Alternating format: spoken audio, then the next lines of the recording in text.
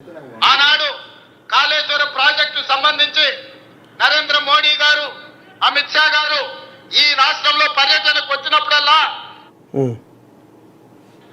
ఆనాడు కాళేశ్వరం ప్రాజెక్టు సంబంధించి నరేంద్ర మోడీ గారు, అమిత్ షా గారు ఈ రాష్ట్రంలో పర్యటనకు వచ్చినప్పుడల్లా కాళేశ్వరం కేసీఆర్ కు ఏటీఎం గా మారింది, 1,00,000 కోట్లు కొల్లగొట్టిందని ప్రధానమంత్రిగా, హోంమంత్రిగా మీరు ఎన్నోసార్లు ఈ రాష్ట్రంలో మాట్లాడింది.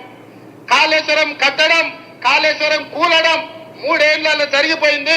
1,00,000 కోట్ల రూపాయలు ఈ రోజు గోదావరిలో కలిసిపోయినాయి. దాని మీద జ్యుడిషియల్ కమిషన్ వేసి నివేదిక తెప్పించి కేసీఆర్, హరీష్ రావు దోషులు, వాళ్ళ మీద చర్యలు తీసుకోవాలని ఇస్తే ఆ విషయాన్ని అసెంబ్లీలో చర్చించి సిబిఐకి పంపించినాం. సెప్టెంబర్ 1 నాడు కేంద్ర ప్రభుత్వానికి కేసీఆర్, హరీష్ మీద సిబిఐ కేసులు కట్టి అరెస్టు చేయమని మేము పంపించినాం. కిషన్ రెడ్డి గారు అంతకుముందు అన్నారు, మాకు ఇవ్వండి సిబిఐకి 48 గంటల్లో తండ్రి కొడుకులను చెర్లపల్లి చెంచల్ కూడా జైలుకు పంపిస్తామని.